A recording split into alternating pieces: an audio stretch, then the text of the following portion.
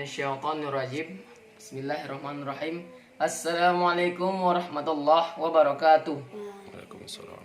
Alhamdulillahilladzi ja'ala taubata wal furqana ala qaumil muslimin. Wassalatu wassalamu ala asyrafil anbiya'i wal mursalin wa ala alihi wa ashabihi ajma'in. Amma ba'd. Pertama-tama dan yang paling utama, marilah kita panjatkan puja dan puji syukur kepada Allah Ta'ala, yang mana Ia telah memberi kita nikmat, beribu-ribu nikmat, dari nikmat iman, Islam, dan ihsan. Tengok kemari.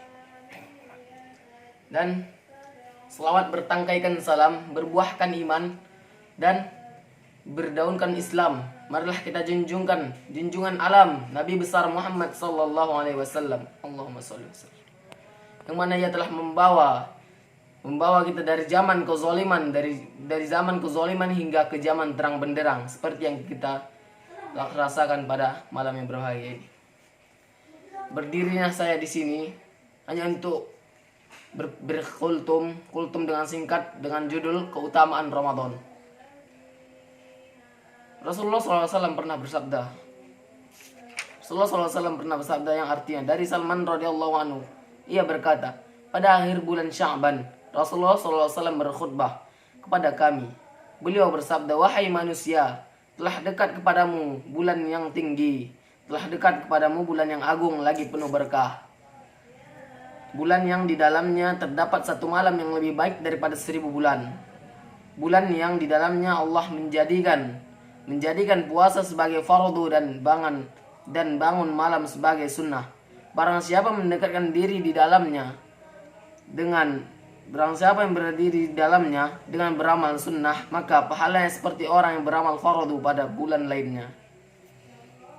Dan barang siapa beramal fardu di dalamnya, maka pahalanya seperti orang yang beramal 70 malam amalan fardu pada bulan lainnya. Inilah bukan yang beramal 7 bulan. Inilah amal yang kesabaran, dan pahala sabar adalah surga. Inilah bulan kasih sayang, bulan saat rezeki seorang mukmin ditambah. Barang siapa memberi makanan terbuka kepada orang yang berpuasa, maka itu menjadi ampunan bagi dosa-dosanya, maupun dosa besar dan dosa kecil, dan mendapat pahala yang sama tanpa mengurangi pahala orang itu sedikit pun. Mereka berkata, ya Rasulullah, tidak setiap kami memiliki makanan untuk diberikan kepada orang miskin maupun fakir, melainkan kami hanya berbuka puasa meskipun sebutir kurma, seteguk air, atau sesisip susu. Inilah bulan yang awalnya penuh rahmat, tengahnya penuh ampunan, dan akhirnya kebebasan dari api neraka. Barang siapa meringankan beban hamba-hamba sahayanya dari api neraka, pada bulan itu, maka Allah akan mengampuninya dan membebaskannya dari api neraka. Perbanyaklah 4 amalan pada bulan itu. 2 diantaranya menyenangkan Tuhannya, dan 2 lainnya kamu pasti memerlukannya.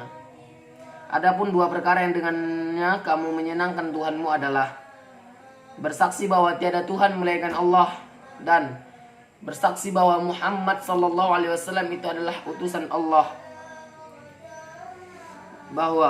dan kamu memohon ampunan. Dan 2 perkara yang kamu pasti memerlukannya adalah kamu memohon barang siapa memberi minum kepada orang-orang yang berpuasa, maka Allah akan memberinya seteguk minum dari telagaku, yang ia tidak akan haus hingga ia masuk surga. Dari Ibnu Khuzaimah, Baihaqi, Ibnu Hibban. Faedahnya adalah, hadis di atas dibahas oleh sebagaimana ahli hadis karena kelemahannya.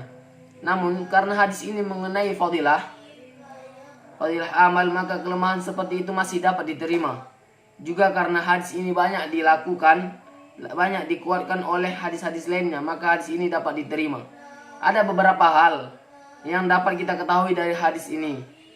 Pertama, betapa besar perhatian Nabi SAW, sehingga secara khusus beliau berkhutbah pada akhir bulan Sya'ban, menasihati dan memperingati manusia agar jangan melalaikan bulan Ramadan walaupun hanya 1 detik.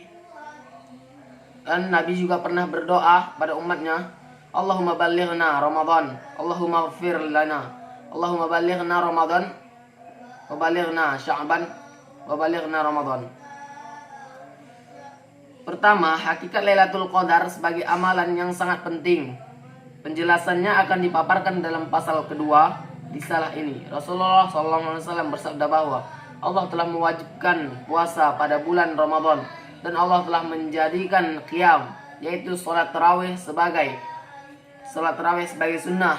Juga dapat diketahui bahwa salat tarawih telah diperintahkan langsung oleh Allah Subhanahu wa taala. Adapun riwayat-riwayat yang menerangkan bahwa Rasulullah SAW menisbatkan sunnah tarawih pada dirinya, maksudnya sebagai penguat perintah Allah Subhanahu wa taala tadi, sehingga para imam mazhab sepakat bahwa salat tarawih adalah sunnah, dan tertulis dalam Al-Burhan bahwa tidak seorang pun di antara kaum muslimin yang menolak kesepakatan itu kecuali kaum Rawafid Syiah.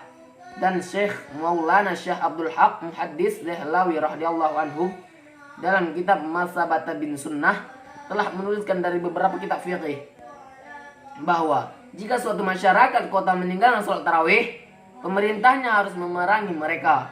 Ada suatu hal penting yang perlu diperhatikan, bahwa pada umumnya orang-orang berpendapat hanya dengan mendengarkan bacaan Al-Quran di masjid selama 8 atau 10 hari itu telah mencukupi, lalu amalan tersebut dapat ditinggalkan. Masalah ini perlu diteliti kembali, sebab sebenarnya ada dua sunnah yang berbeda dalam masalah ini. Yang pertama, mendengar atau membaca seluruh Al-Quran di dalam sholat tarawih. Dan kedua, sholat tarawih pada setiap malam Ramadan adalah sunnah. Jika tidak ada kemauan, beribu-ribu alasan dapat engkau kemukakan. Namun demikian, betapa banyak hamba Allah yang sempat memanfaatkan kesempatan yang sangat bernilai ini.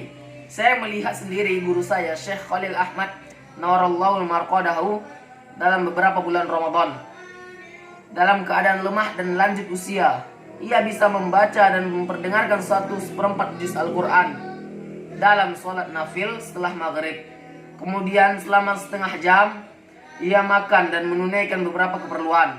Biasanya ia sholat tarawih dan isya kurang lebih 2 atau 2/4 jam ketika di India, dan 3 jam ketika tinggal di Madinah. Lalu ia tidur selama 2 atau 3 jam sesuai dengan musimnya.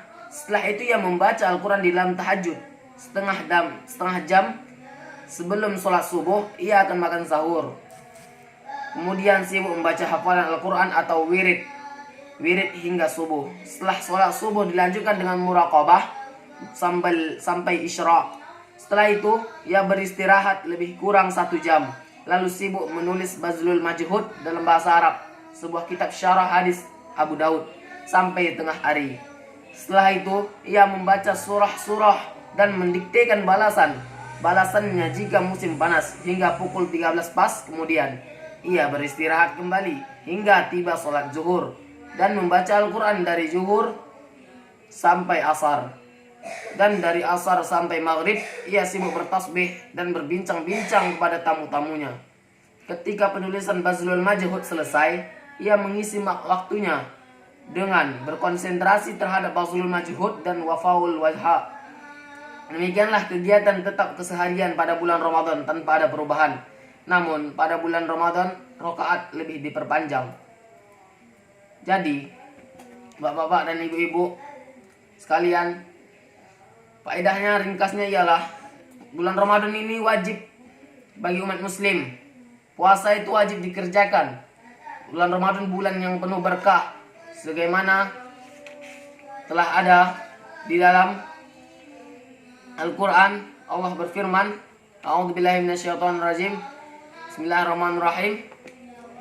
Syahrul Ramadan alladhina unzila fihi al-Qur'an hudal lin-nasi wa bayyinatin minal huda wal furqan. Shadaqallahul azim. Bulan Ramadan adalah diturunkan. Syahrul Ramadan unzila lil ladzina amanu. Bulan Ramadan diturunkan untuk umat muslim. Fihi al-Qur'an, di dalamnya akan diturunkan Al-Qur'an. Hudal lin-nas bil bayyinatin minal huda wal furqan, dan dihidayahkan kepada Al-Qur'an dan diajarkan kepada umat muslimin dan muslimat. Dan barangkali saya sesudah ini sampai sini dulu lah Cuman ceramah singkat saya yang saya bisa sampaikan kepada Bapak Ibu dan sekalian. Mohon maaf kurang lebihnya. Mohon maaf, syukran katsiran ila jami'il khotoyat. Taqabbalallahu minna wa minkum tilawatah. Waridallahi ta'ala minkum. Wassalamualaikum warahmatullahi wabarakatuh.